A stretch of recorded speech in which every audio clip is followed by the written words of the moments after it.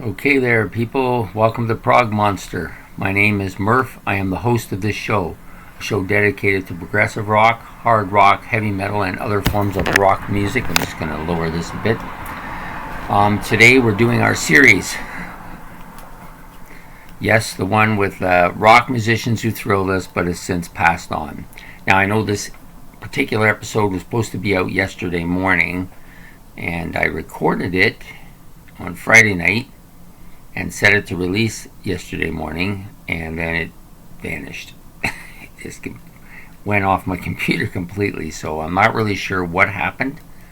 I suspect that when I uploaded it, I deleted it at the same time and didn't realize it. I don't know.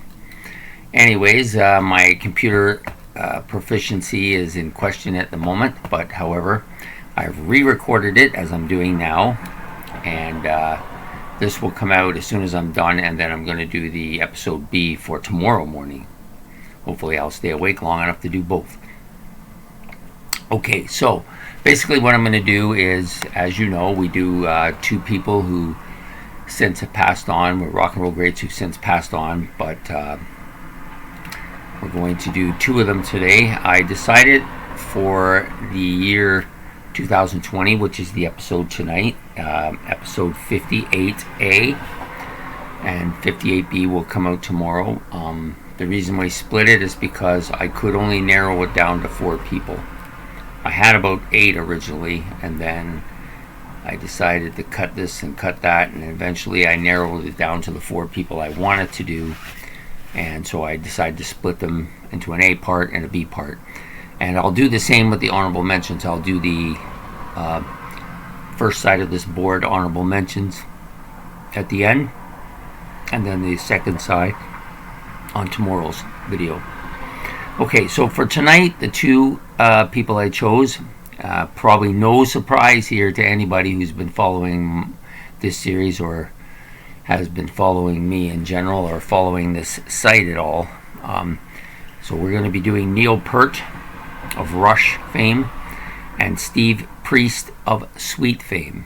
I like both these guys quite a bit.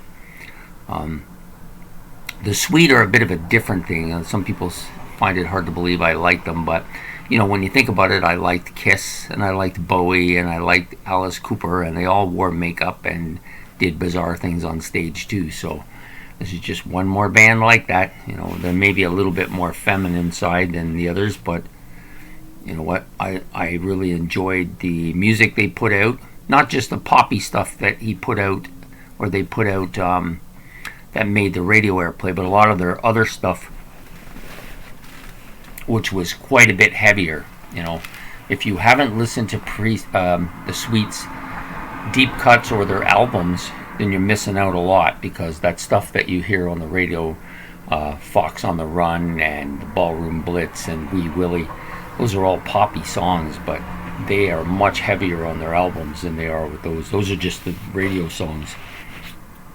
Okay, and so anyways, we'll start by... Sorry, I need a drink because my throat is clogged. It's making me tired. Okay, so we start as normal. Those who passed first, go first. So Neil Peart passed first here. Passed on, where's my notes on him? Here, sorry. My notes on Peart: he was born September the 12th, 1952 in Hamilton, Ontario, but grew up in Port Dalhousie, which eventually became part of St. Catharines. For those of you who live here, that's common knowledge. He died January the 7th, 2020 at the age of 67 in Santa Monica, California, and he was in the progressive rock, hard rock, heavy metal genre, but also enjoyed jazz and swing. Later in his career, most of you know that he rechanged his style and became more jazzy and swing oriented. Of course, he was a drummer, who was also a percussionist. He was active from 1968 to 2020. He did go to England when he was younger, and tried to be part of that London scene, hopefully to find a position as a drummer with one of those bands. I actually find it hard to believe that a guy of that talent, if people have listened to his drumming, there is nobody over there that was any better than him, I don't think. At very least, there might have been a couple guys that people thought were better than him, but he's definitely got to be the top 5 drummer in that scene. I don't know why they just didn't take him on. Maybe he was just too quirky for them, or just didn't fit into the scene right, or because he wasn't really a drug person. Maybe they just didn't trust him. You know, druggies don't tend to trust people any more than non-druggies trust them. So, anyways, like I said, he was active from 1968 to 2020. He came back to Canada and tried to get in with a few bands, working at his... I hope this isn't going to be continuous here. Working at his father's auto shop. And then he got an audition with a rock band called Rush.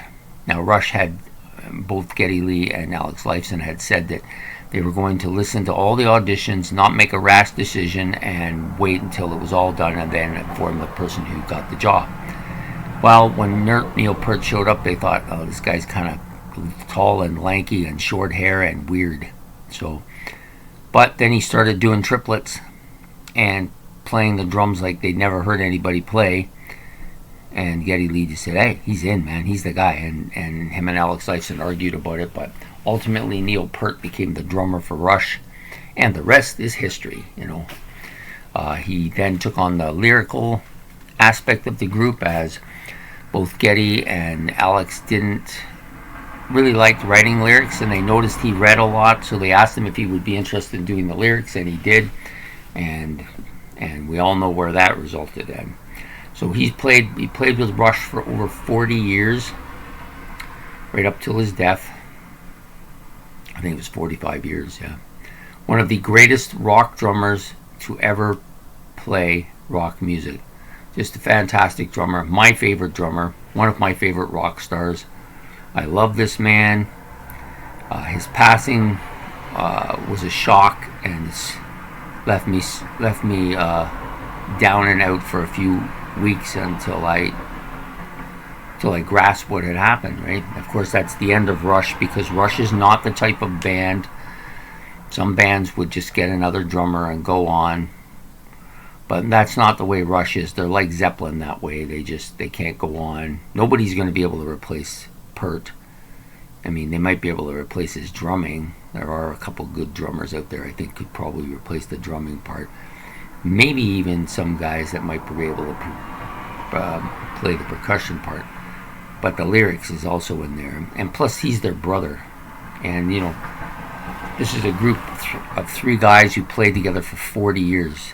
I don't know of too many other bands who are doing that. Maybe the Tea Party, but they even broke up for a while, too. But Rush has always been this three guys since Peart came aboard, and there was never going to be anything else. So it's unfortunate that that's the end of Rush, but I actually wouldn't want them to play without him, and I don't think they would want to either. So he was just a really first-class type of person, very humble in many ways. For a guy of such legendary status, it didn't really go to his head. He was quiet and kept to himself most of the time. He didn't really like the limelight, hence the song Limelight. However, he'll be sadly missed. When he died, there was so much outpouring from everybody. It was amazing.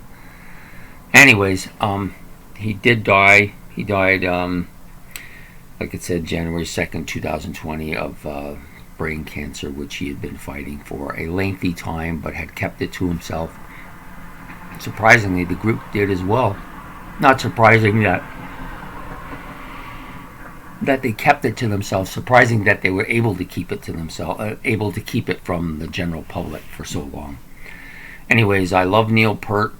I miss him, but I'm fortunate because I have all 19 studio albums and most of their live stuff too, and many videos to watch. So even though he's passed and gone, there's still a host of music to listen to. He did write some books as well. I think 7 in total. Most of them about his touring and his trips and bikes and stuff like that. Great, and I think he actually wrote a book of poetry as well. Yeah. Anyways, on to the number 2 guy tonight. Very different individual altogether. He was a bit older than Neil when he passed. He was a bass player, the bass player for the Sweet. He also was the vocalist. Did some of the singing and took over the singing after Brian Connolly became too ill to sing anymore, so he took it over. And we're talking about Steve Peart. Outrageous. Yeah, well, all the members of the Sweet were outrageous. Him maybe the most outrageous, with all that makeup and lipstick and earrings and skirts and whatever, high heels. Yeah, they did it all. And he even one time took a bit of a hit because he wore an SS outfit with a swastika on it, on his armband, and a Hitler mustache. And people took him to task on it, and he says, "Listen, I'm an old gay tart. Is anybody really going to take it seriously if I get up there and act like Hitler?" No, I don't think so. So I certainly didn't take it seriously anyways. But the Sweet had a lot of really good music. Steve Peart was joined Connolly and Mick Tucker, and then with another guitar player, Topere, I think it was, and they played for a bit as a Sweet, and then he was replaced by Andy Summers, and the classic lineup was born. And they played a lot, like they had a lot of albums with a lot of, like, it's funny is all their hits were the poppy songs they had on their albums, and they didn't have very many poppy songs, usually 1 or 2 an album, and they would end up as the hits, But the rest of their stuff's really heavy. It's like they're a heavy metal band, really, pretty much, I think. Or at least a very hard rock band, if nothing else.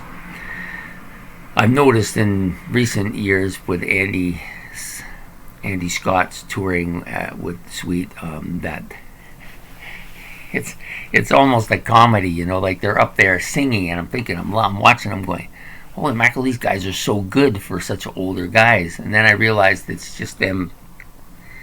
They've got the music playing in the back, and they're just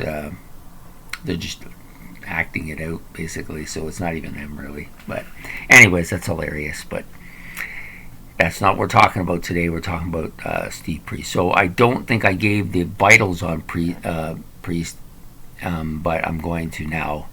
Sorry, it's a little bit backwards today. So he was born February the 23rd, 1948 in Hayes, Middlesex, England. He died June the 4th. Did I write here? Yes, it looks like he died June the 4th, 2020 at the age of 72. So the music they played, of course, was hard rock, glam rock, heavy metal. Heavy metal, see? And he was the bass and lead vocalist as well. Active from 1962 to 2020. So he was around for a long time. He's the one that does that high part in the Ballroom Blitz, when Connolly does the singing and then they have that part going. I can't imitate it, but anyways, he's the one that does that high part. And so anyways, Steve Peart, good bass player. All the members of the Sweet are quite talented.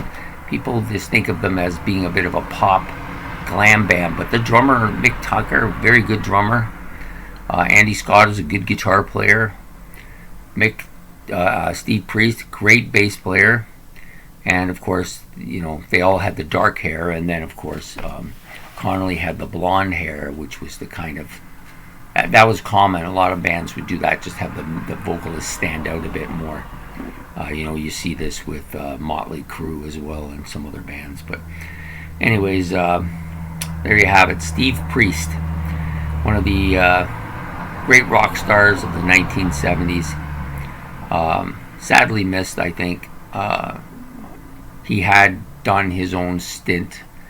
Him and Andy didn't want to go together, so they ended up doing their own versions of the suite, Andy Scott's suite, Steve Priest's suite, and they both toured playing basically the same music. Kind of weird, but at any rate, now there's just Andy out there doing it. And I guess he's just the suite now. He hasn't dropped the Andy Scott thing because he doesn't have any competition. The other guys are all gone now. So anyways, there you have it. Those are the two guys for Part A. Episode 59, Part A, 2020 of Rock Stars Who Thrilled Us But Since Passed On. So now I'm just going to give you, I've got two sides of a board of honorable mentions. I'll give you the first side for today, and then I'll give you the other side on the next episode. So Marty Grobe of the Buckinghams, Martin Griffin of oh wow, I can't even read that, it's rubbed out. Okay, so Hawkwind, he was with Hawkwind and Hawk Lord at one point too. Little Richard was one of the guys who I had to cut out. Bonnie Pointer of the Pointer Sisters, Paul Chapman of the UFO, Vera Lynn, a singer from World War II. She was actually 103 at this death. Wow, that's a long time. Peter Green was another guy I considered. He was with John Mayhall, and then he actually ended up with Fleetwood Mac before Lindsey Buckingham and Stevie Nicks. Pete Way played with the UFO, and then with Fast Eddie Clark, he formed Fast Way. And Frankie Benetti of I think it's Benetti. Frankie Benetti of Wasp and Quiet Riot. Jack Sherman of the Red Hot Chili Peppers. And Ian Mitchell of the Bay City Rollers. It's a lot of Bay City Rollers going down the tubes. I don't know why I listed the Bay City Rollers. I wasn't a band I listened to, but hey, they were well known. They were kind of the Beatles of the 80s, but not really. But with the girls, they had that same girl thing going on. I guess that's what I'm trying to say. Anyways, so that's it for this episode. So if you like, please like and subscribe. This is Part A. So tomorrow will be Part B, which will feature Martin Birch, executive producer of a lot of albums and a lot of groups. One of not the best producers of all time. And the other one was, of course, we had the legendary drummer today. We will then have the legendary guitarist in Eddie Van Halen tomorrow. So I hope you will come and see that episode as well. And so have a great night, and we'll see you tomorrow for Part B.